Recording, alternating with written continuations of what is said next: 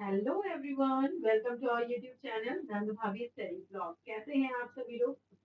आज आपकी पढ़ाई कैसी चल रही है ये पूछना लाजमी है, क्योंकि बहुत सारे लोगों को इंटरेस्ट होता है कि क्या रिजल्ट आ रहा है चुनाव का, क्या नहीं आ रहा है। उसको देखने में ये देखिए 4:23 हो रहे हैं और आज सुबह 4:23 से अपना पहला स्टडी स्लॉट स्टार्ट कर दी है।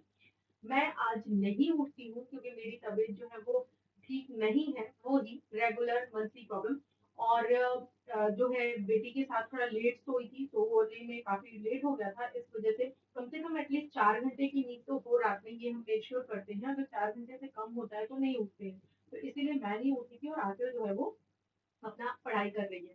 तो देखिए डियर, एक ही चीज कहना चाहूंगी कि लोग रिजल्ट देख रहे हैं। सिर्फ हम और आप ही नहीं रिजल्ट देख रहे हैं कि क्या रिजल्ट आ रहा है, कौन सी जो एक तरह से कह लीजिए जीत रही है पार्टी, बीजेपी जीत रही है, कांग्रेस जीत रही है, या कौन जीत रहा है हम देख रहे हैं। लेकिन आप ये सोच के कि हमसे ज्यादा डेस्परेटली कौन देख रहा होगा इन चीजों को, वो जो इस चुनाव में है, जो पार्टिसिपेट किया है, यानी कि वो मेंबर्स कितने आराम से देख रहे हैं ना। और आप देखिए कितना बड़ा फर्क है पावर होने में। उनके पास पावर है, या फिर ये कह लीजिए कि उनकी चीजें कितनी स्मूथली चल रही है ना। उनका पता है कि चुनाव कब होना है, कितने दिन में होना है, और कब रिजल्ट आना है। उनको पता है और उनका सब कुछ टाइमली हो जा रहा है। वो रिजल्ट अपना अच्छे से देख रहे हैं। क्या इसमें कोई धांधली होती है? नहीं होती ना। पर हमारे साथ सोचिए, हमारा तो ये भी नहीं पता वैकेंसी कब आनी है। अगर वैकेंसी आ भी गई तो एग्जाम कब होना है वो भी नहीं पता है। एग्जाम हुआ तो वो भी नहीं पता फेयर हुआ कि नहीं हुआ, कभी कोर्ट में चला गया, कभी कैंसिल हो गया, कभी लटक गया, कभी पेपर लीक हो गया। ये सब हुआ। अगर इस कंडीशन से पेपर किसी तरह गुजर भी जाता है तो रिजल्ट ही नहीं पता कब आता है। 10 साल में, 20 साल में, या भगवान जाने 4 साल में, 2 साल में, 1 साल में, 6 महीने में कब रिजल्ट आएगा कुछ नहीं पता, है ना। और उसके बाद फिर अगर रिजल्ट आ भी गया, जिसका हो गया, फिर ज्वाइनिंग नहीं मिलती इतनी आसानी से। उसके लिए भी पैसे दो या ये करो। तो जो है, आप यही समझो कि मतलब कितना इन लोगों के लिए आसान होता है ना। काश यही हमारे साथ भी होता। कभी कभी मुझे सच बताऊं, अंदर से ये फील होता है ना कि काश ऐसी कोई पावर हो जो हमारे साथ हो रहा है, वही जस्ट एक बार हम इनके साथ कर सके और देख सके कि इनका भी रिजल्ट, इनका वोटिंग तो करवा लिया जाए लेकिन इनका रिजल्ट ही ना लाया जाए। और रिजल्ट लाया जाए तो इसी तरह से लेट लतीफी किया जाए, उसमें ये किया जाए, तो इनको महसूस होगा कि क्या दर्द हम महसूस करते हैं। हमारा पेन नहीं महसूस कर सकते, क्योंकि एक रिजल्ट से कितने लोगों की जिंदगी जुड़ी होती है ये इन्हें शायद नहीं समझ में आएगा। क्योंकि उन्होंने ये सब कभी फील ही नहीं किया है, कभी फेस ही नहीं किया है। उनके पास जब से आँख खुली तब से हर चीजें हैं। उनको इस फील्ड में जाना ही नहीं, ये स्ट्रगल करना ही नहीं। उनके बच्चे भी हैं तो उधर ही कैरियर बनाना है, तो क्या वो हमारा दर्द समझेंगे, है ना। तो क्या किया जा सकता है इसमें? हम आप क्या बदल सकते हैं? हम आप बस एक उम्मीद कर सकते हैं, बस ये कर सकते हैं कि अच्छे से पढ़ाई करें। और हमारे पास कुछ भी नहीं है हमारे हाथ में, क्योंकि देखिए उनके हाथ में है सब कुछ। और उनसे हम क्या कर सकते हैं? हमारे पास एक वोटिंग राइट है जो भी हम अच्छे से सारे लोग यूज नहीं करते हैं, क्योंकि इसमें भी कुछ तो हमारी कमी है और कुछ कह लें तो गवर्नमेंट की खुद की कमी है। क्योंकि कुछ तो हमारी कमी है कि चलिए हम नहीं जाते हैं, ये भी तो देखिए कि उम्मीदवार की वजह से या जो भी रीजन हो हम नहीं जाते। दूसरा ये होता है कि कई लोगों के पास, जो मैंने महसूस किया है, कि एक प्रॉब्लम ये होती है कि लोग वोट तो देना चाहते हैं लेकिन वो ऐसी जगह पे रह रहे हैं कि उन्हें जहाँ वोट देना है उसके लिए उन्हें बहुत ट्रैवल करके जाना है।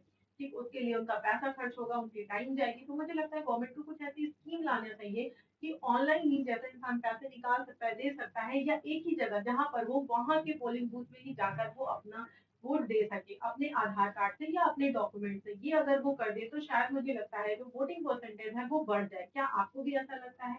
आप भी अपने विचार हमारे साथ जरूर शेयर कीजिएगा। हालांकि आज हम थोड़ा इधर उधर के मुद्दे पर बात कर रहे हैं, जरूरी भी है क्योंकि आज का दिन ही उसी पर डेडिकेटेड है।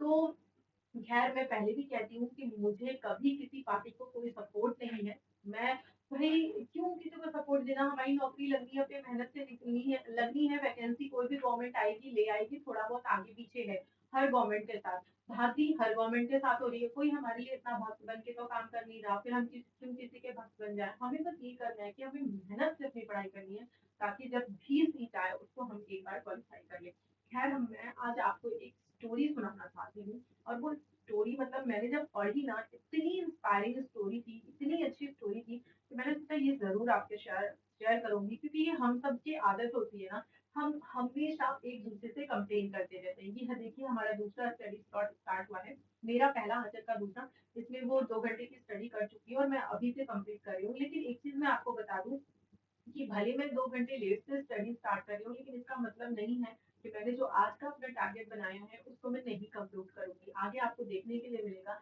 मैं अपना टारगेट जो बनाती हूँ 100% उसको कंप्लीट करती हूँ। क्योंकि अगर मैं उधर टाइम नहीं मैनेज कर पाई, तो ये मेरे दिमाग में है कि मुझे कहीं से भी टाइम मैनेज करना है, कुछ भी करना है, लेकिन अपना टारगेट कंप्लीट करना ही करना है और मैं लास्ट में अपना पूरा टारगेट कंप्लीट करती हूँ।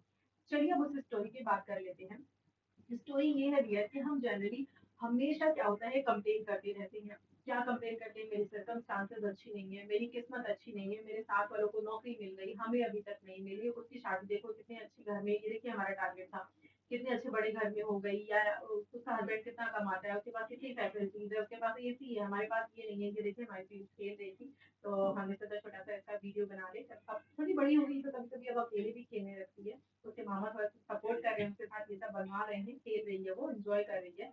तो डियर हम ऐसे कंप्लेन करते रहते हैं ना, तो आज मैं इसी से रिलेटेड आपको एक स्टोरी सुनाती हूँ। स्टोरी ये है कि एक बार ये जो शिकायत है ना, इसे छोड़कर तो देखो, एक बार शिकायत को छोड़कर तो देखो आपके जीवन में क्या बदलाव होता है। इसे मैं ऐसे ही कहूंगी तो शायद आप नहीं मानोगे, लेकिन मैं आपको एक स्टोरी बताती हूँ। स्टोरी बहुत ध्यान से सुना। ये देखिए करीब 8 बजे, पौने 8 बजे फिर से हम अपनी स्टडी के लिए बैठ जाते हैं।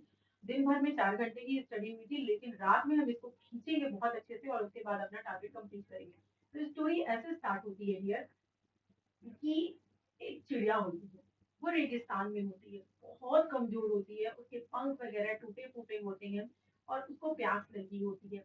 उसकी हालत बहुत खराब होती है और वो अपने आप को कोसती रहती है, बाकी सारी चिड़िया तो कितनी अच्छी अच्छे से उड़ लेती हैं, हेल्दी है, ग्रीनरी में है, मेरे पास तो कुछ है ही नहीं, मैं सबसे कमजोर हूँ, मैं सबसे बुरी दिखती हूँ, कैसी दिखती हूँ, मैं तो मर जाऊं तो अच्छा है। ऐसे ऐसे वो अपने बारे में सोचती रहती है, उड़ने की कोशिश करती है, उड़ भी नहीं पाती। तभी उधर से एक साधु गुजर रहा होता है, तो वो साधु को रोकती है ना। ये जो स्टोरीज है ये आपको पता है फेबल और पैराबल के अंतर्गत आती है, जिसके थ्रू हमें लर्न कराने सिखाने की कोशिश की जाती है। तो बिल्कुल वही चीज है ये, हालांकि ऐसा सच में नहीं हुआ है, लेकिन इस माध्यम से आपको एक इंस्पिरेशन, एक मैसेज देने की कोशिश की जा रही है। तो वो पूछती है कि मुझे बताइए साधु जी, मैं क्या करूं, मैं अपनी कंडीशन कैसे बदलूं, क्या मैं इसी तरह से दुख भोगूंगी और कब तक भोगूंगी, और क्या ये बदला जा सकता है? तो वो साधु कहता है कि ये चिड़िया, मुझे तुम्हारा पास्ट देख तो मैं सकता हूँ, मेरे पास इतना ज्ञान है कि मैं तुम्हारा पास्ट देख सकूं कि कैसा बीता था, पर मेरे पास अभी इतना नॉलेज नहीं है कि मैं तुम्हारा फ्यूचर भी देख पाऊँ। इसके लिए मुझे अपने गुरु के पास जाना पड़ेगा, मैं उनसे पूछकर तुम्हें बताता हूँ। चिड़िया ने बोला ठीक है। वो गए अपने गुरु के पास, सारी चीजें उन्होंने बताई। तो उनके गुरु ने जो फ्यूचर देखा, उन्होंने बताया कि इस चिड़िया का फ्यूचर तो बहुत खराब है, ये 7 जन्म तक ऐसे ही दुख भोगने वाली है और इसका जो कष्ट है वो ऐसे ही 7 जन्म तक रहेगा। तो वो साधु बड़े दुखी हो जाते हैं, उसको चिड़िया पे दया आने लगती है। वो कहते हैं महाराज कोई तो उपाय होगा कि इसका दुख कम किया जा सके, कोई तो रास्ता होगा कि ये अपने जीवन के दुख को अपने कार्यों से, अपने कर्मों से कम कर सके, क्योंकि कहा गया है कि कर्म प्रधान होता है। तो क्या वो चीज ये चिड़िया पे लागू नहीं होता? तो साधु ने कहा, बड़े साधु ने, महंत ने, ये बिल्कुल लागू होता है, लेकिन उसके लिए इसको एक काम करना पड़ेगा कि मैं एक मंत्र बताता हूँ, वो मंत्र तुम जाकर इसके कान में बता देना, और वो मंत्र इसको डेली बोलना पड़ेगा, बिना ये सोचे कि ये मंत्र सही है कि गलत है, सच है कि झूठ है, बस इसको उस मंत्र का जाप डेली करना पड़ेगा। उन्होंने बोला ठीक है। वो गए, वो मंत्र उस चिड़िया को बता दिए, वो साधु। उस चिड़िया को जब वो मंत्र उन्होंने बता दिया, तो चिड़िया क्या की, बिना सोचे समझे कुछ भी, बस उस मंत्र का उच्चारण करने लगी, उस मंत्र का उच्चारण करने लगी डेली, सुबह से शाम, सुबह से रात, जब भी उसको महसूस हो हमेशा वो उस मंत्र को उच्चारित करती थी। और एक दिन ऐसे ही हुआ कि वही साधु, सेम साधु जिन्होंने चिड़िया की हेल्प की थी, वो एक जंगल से जा रहे थे। तो उन्हें एक जंगल में बहुत मीठी सी सुरीली सी आवाज जो है वो सुनाई दी। जब उन्होंने पलट कर देखा तो उन्होंने देखा ये तो वही चिड़िया है, और इतनी अच्छी कैसे उसके पंख आ गए हैं, एकदम उसके अंदर एनर्जी आ गई है, वो उड़ पा रही है, पानी पी पा रही है, खा पी पा रही है। ऐसे चमत्कार कैसे हो गया? क्या इस मंत्र से ही हो गया, या क्या रीजन है, ये कैसे बदलाव हो गया? वो गए अपने गुरु के पास फिर से।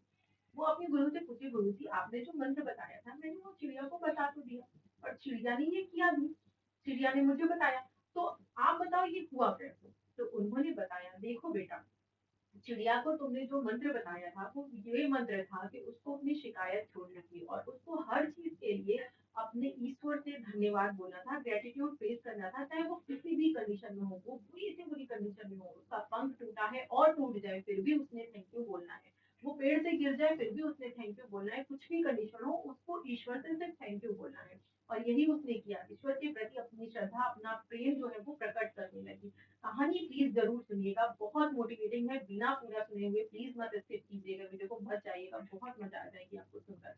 तो क्या हुआ कि वो जो है फिर बताने लगे कि चिड़िया ने जब ऐसा बोलना स्टार्ट किया, चिड़िया जब प्यास लगी वो उड़ने की कोशिश की, गिर गई, वो जब गिरी वो तो उसने बोला थैंक यू भगवान जी, अगर मैं गिरी हूँ तो जरूर इसमें कोई ना कोई अच्छाई तो होगी। फिर उसी तरह उसके साथ कुछ हुआ, फिर वो उड़ने की कोशिश करने लगी, वो गिर गई, फिर उसने थैंक यू बोला। ऐसे बोलते बोलते क्या हुआ, जब वो थैंक यू बोलने लगी अपने आप से तो उसके मन में एक पॉजिटिव एनर्जी आने लगी, पॉजिटिव आने लगा। और धीरे धीरे उसके मन का उसका उसके मन का जो कंडीशन है वो अच्छा होने लगा। और ऐसे बोलते बोलते उसका ब्रेन का जो है, हमारा ब्रेन क्या है वो केमिकल्स ही रिलीज करता है हमारी बॉडी में, तरह तरह के जो केमिकल है वो हमारे दिमाग से जो हार्मोन्स है वो रिलीज होते हैं, आप केमिकल्स को हार्मोन्स बोल सकते हो, वो हार्मोन्स हैप्पी या सैड हार्मोन्स कहे जाते हैं। तो उस समय जब आप शिकायत करते हो तो आपकी बॉडी से जो है, आपके माइंड से सैड हार्मोन निकलता है और उससे आपकी कंडीशन और बदतर होती जाती है, आप अपने बारे में बुरा सोचने लगते हो, अपने आप से ही, अपनी कंडीशन से ही नफरत करने लगते हो। लेकिन अगर आप उस चिड़िया की तरह हर एक कंडीशन के लिए थैंक यू बोलते हो भगवान को, चाहे कुछ भी आपके जीवन में कंडीशन हो, चाहे आप पढ़ नहीं भी पा रहे हो तो भी आपने थैंक यू बोलना है कि थैंक यू भगवान जी, मेरी सिचुएशन ये है, ये एक दिन जरूर बेटर होगी क्योंकि आप मेरे साथ हो। तो ऐसा करते ही सबसे पहले क्या होगा कि आपकी नफरत अपने प्रति खत्म होगी, आप मतलब अपने बारे में अच्छा सोचने लगोगे, खुद को बोलो मैं बहुत पसंद करती हूँ खुद को, मैं बहुत सुंदर हूँ, मैं सबसे ज्यादा सुंदर हूँ, मेरी पावर, मेरे पास सबसे ज्यादा पावर है। और ऐसा बोलते बोलते यही उस चिड़िया ने भी किया था, यही बोलते बोलते क्या है उसकी एनर्जी बढ़ती गई, धीरे धीरे उसके अंदर ताकत आती गई और इसी तरह उसे एक बार प्यास लगी। तो क्योंकि वो धीरे धीरे हीट हो रही थी, वो पॉजिटिव चीजें बोलती जा रही थी, तो उसकी ताकत अंदर मन से, शरीर से क्या, अंदर मन से बढ़ती जा रही थी, जिसकी वजह से उसका मन जब अच्छा हुआ तो धीरे धीरे वो चीजें शरीर पे भी वर्क करने लगी। और फिर वो हिम्मत करके एक बार उड़ने की कोशिश की और उड़कर किसी पास के छोटे से जंगल या तालाब के पास आ गई, वहां वो पानी पी, उसकी स्थिति थोड़ी और बेटर हुई, फिर उसने थोड़ा और थैंक यू बोला, ऐसे प्रयास करते करते आज वो इतनी बेहतर कंडीशन में थी। तो my dear, moral of the story is कि आप किसी भी कंडीशन में हो, आपको सिर्फ और सिर्फ ईश्वर पे आंख बंद करके भरोसा करके सिर्फ उसको थैंक यू बोलना है। क्योंकि ईश्वर आपको जो भी परेशानियां दे रहा है, जो भी वो आपको दे रहा है, वो सोच समझ कर दे रहा है, उसको पता है कि आप इसको झेल सकते हो, आप इससे पार आ सकते हो, तभी वो आपको दे रहा है, बिना आपकी कैपेसिटी जाने नहीं दे रहा है। क्योंकि माता पिता आप देखिए, बच्चे को कोई भी काम देते हैं करने के लिए, कोई बोझा उठाने के लिए देते हैं तो छोटे बड़े बच्चे में से फर्क होता है, उसको उसकी कैपेसिटी के अनुसार ही देते हैं वजन उठाने के लिए। तो बिल्कुल हमारा भी माता पिता ईश्वर है और उसी तरह से वो हमें ट्रीट करते हैं। अगर आप परेशानी में हैं तो ये विश्वास रखिए कि आप ईश्वर के उन चयनित लोगों में से हैं जिसे ईश्वर ने चुना है कि आप इस परेशानी को झेल कर कुछ बहुत नया, कुछ बहुत बेहतरीन कर सकते हैं। जी हाँ, आप कर सकते हैं, बस इसके लिए जरूरी है कि आप अपने मन में विश्वास रखिए, अपने मन में विश्वास रखिए। कोई भी कंडीशन हो, अगर आपकी सासू माँ ऐसी हैं जो आपको टॉन्ट कर रही हैं, कोई परेशान कर रहा है, तो बोलिए थैंक यू भगवान जी, मुझे ऐसी सासू माँ देने के लिए जो मुझे टॉन्ट करती है, इनकी वजह से मुझे हर टाइम याद रहता है कि मुझे अपने लिए समय निकालना है और पढ़ना है।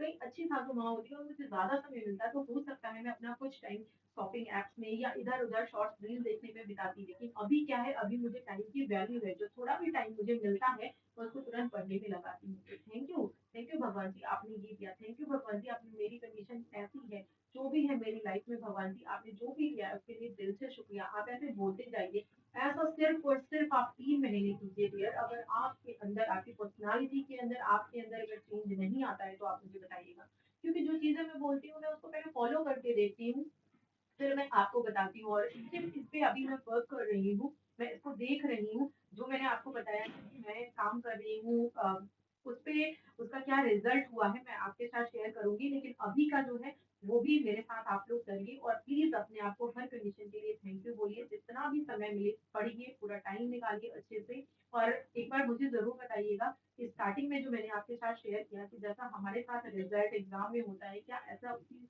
वैसा ही इन नेताओं के साथ होने लगा तो क्या होगा, है ना? आप क्या आप भी ऐसा सोचते हैं? तो विचार मेरे मन में आता है, जरूर शेयर करिएगा। और ये कहानी आपको कैसे लगी मेरे साथ ये भी जरूर बताइएगा, ये मुझे आगे की वीडियोस लाने के लिए मोटिवेट करेगा। वीडियोस अच्छे लगते हो तो इन्हें लाइक कीजिएगा, कोई सजेशन हो तो डेफिनेटली नीचे कमेंट करिएगा। और हाँ, जो लोग मुझे कमेंट करते हैं उनका दिल से शुक्रिया, बहुत ही ज़्यादा अच्छा लगता है आप लोगों का कमेंट पढ़ के कि देखिए हमारी स्टडी कंप्लीट होगी, अब हम सोने जा रहे हैं। गुड नाइट आप सभी को। Thank you so much for watching.